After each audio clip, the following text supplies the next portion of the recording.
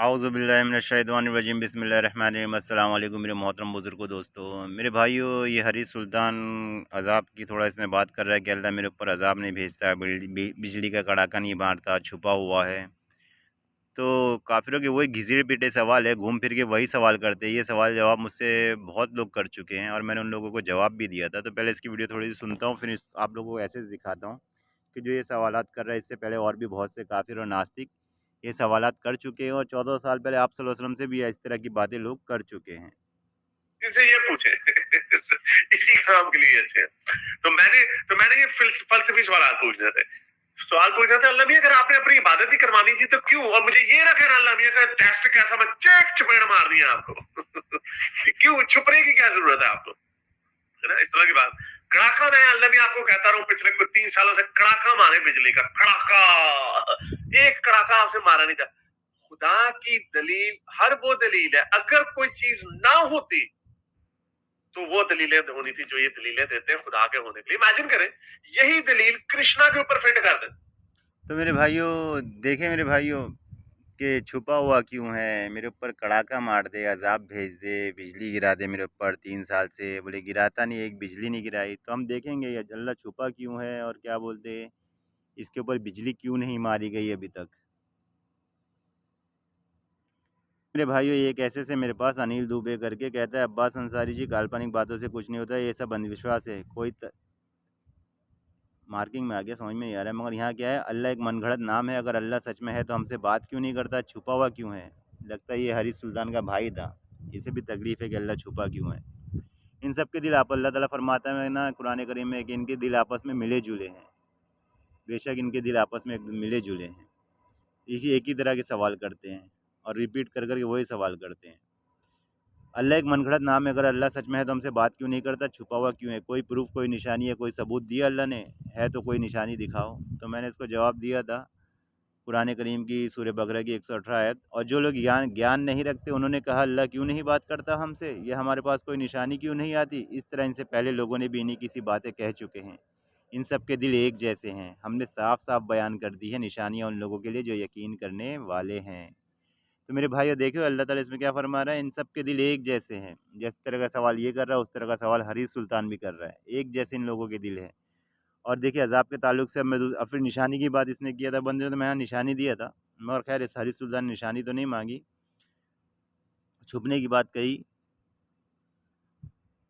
ये भी मेरे भाइयों देखिए एक नमूना साजिद वास्तिक, इसका भी ऐसे ही ख्याल है कि कब हो रहा है हम पर अज़ाब नाजिल, हमें भी तो दिखा दो कैसा होता है।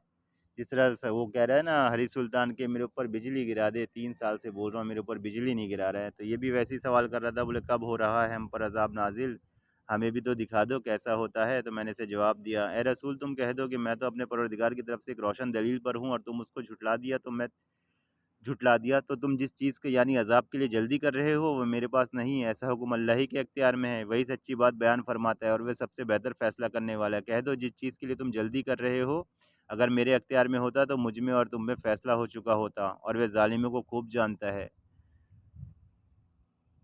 और उसी के पास गैब की कुंजियाँ हैं जिनको उसके सिवा कोई नहीं जानता। उसे जंगल और नदियों की चीज़ों का इल्म है, उसी को है और कोई पत्ता नहीं झड़ता मगर वह उसे जानता है। और ज़मीन के अंधेरे में कोई दाना और कोई हरी और सूखी चीज़ नहीं मगर रोशन किताब में लिखी हुई है। और वही तो है जो रात को सोने की हालत में तुम्हारी रूह कब्ज़ कर लेता है और जो कुछ तुम दिन में करते हो उसकी खबर रखता है, फिर तुम दिन को उठा भी देता है ताकि यही सिलसिला जारी रखकर दिन ज़िंदगी की तय मुद्दत पूरी कर दी जाए। फिर तुम सब उसी की तरफ लौट कर जाना है। उस दिन वह तुमको तुम्हारे अमाल जो तुम करते हो एक एक करके बताएगा और वह अपने बंदों पर गालिब और तुम पर निगहबान मुकर्रर किए रहे रखता है।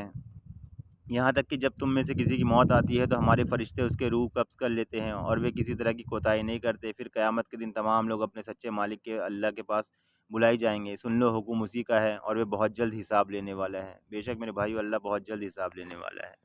ऐसे मेरे भाई, और ये देखिए दूसरा ऐसे खुदा के ताल्लुक से जिस तरह की बात करते हैं ना ये लोग, छुपा हुआ क्यों है, दिखता है कि नहीं, अब्बास अंसारी मुझे खुदा को दिखा दो। 14 साल पहले भी मेरे भाइयों इस तरह के सवाल इनके अभी देखे ना हमने कि इनके दिल आपस में एक दूसरे मिलते जुलते हैं। तो मैंने इसे जवाब दिया था कि अल्लाह को देखना चाहता है तो देखिए अल्लाह कुरान करीम में क्या फरमाता है। ए रसूल, ये लोग मूसा से तो इससे कई बढ़ बढ़ के दरख्वास्त कर चुके हैं, कहने लगे हमें खुदा को खुल्लम खुल्ला दिखा दो। और वे वक्त भी याद करो जब तुमने मूसा से कहा था कि ए मूसा हम तुम पर उस वक्त तक ईमान न लाएंगे जब तक हम ज़ाहिर बज़ाहिर खुदा को ना देख लें, उस पर तुमको बिजली ने ले डाला, फिर तुम्हें तुम्हारे मरने के बाद हमने जिला उठाया ताकि तुम शुक्र करो। जब सुर फूँका जाएगा तो अचानक फूँक मारी जाएगी और धरती और पहाड़ उड़ाकर एक ही बार में कण-कण कर दिए जाएँगे, तो उस दिन होने वाली क़यामत हो जाएगी। तो मेरे भाई वो पूरा तो नहीं पढ़ता, लंबा हो जाएगा, वीडियो भी लंबी हो जाएगी। तो ऐसे बहुत से लोग हैं जो देखा ना आपने 14 साल पहले भी ऐसे ही सवाल कर रहे हैं कि मुझे खुदा को दिखा दो। ये लोग मूसा से इससे कई बढ़-बढ़ के दरख्वास्त कर चुके हैं, कहने लगे हमें खुदा को खुल्लम-खुल्ला दिखा दो। और वे वक़्त भी याद करो जब तुमने मूसा से कहा था कि मूसा हम तुम पर उस वक़्त तक ईमान न लाएँगे जब तक हम ज़ाहिर-ब-ज़ाहिर खुदा को ना देख लिए। यही हाल हरीश का भी है। ऐसे बहुत से नमूने तुमको मिल जाएँगे दुनिया में। ये भी एक-एक था, अब्बास अंसारी तुम दिखा दो अल्लाह को, उसे नहीं दिखा सकते तो फ़रिश्तों को दिखा दो, उसे भी नहीं दिखा सकते तो शैतान को दिखा दो, अगर इनमें से किसी को नहीं दिखा सकते तो मतलब किताब झूठी है। तो मैंने ऐसे जवाब दिया था। और जो लोग हमसे मिलने की उम्मीद नहीं रखते, कहते हैं कि हम पर फ़रिश्ते क्यों ना नाज़िल किए गए, ये हम अपनी आँखों से अपने परवरदिगार को देख लें। ये अपने ख़्याल में बड़ाई रखते हैं और इस वजह से बड़े सरकश हो रहे हैं।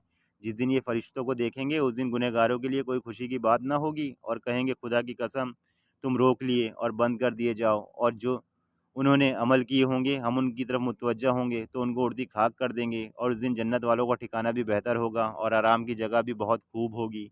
और जिस दिन आसमान बादल के साथ फट जाएगा और फरिश्ते नाजिल किए जाएंगे, उस दिन सच्ची बादशाही खुदाई की होगी और वे दिन काफिरों पर सख्त मुश्किल होगा।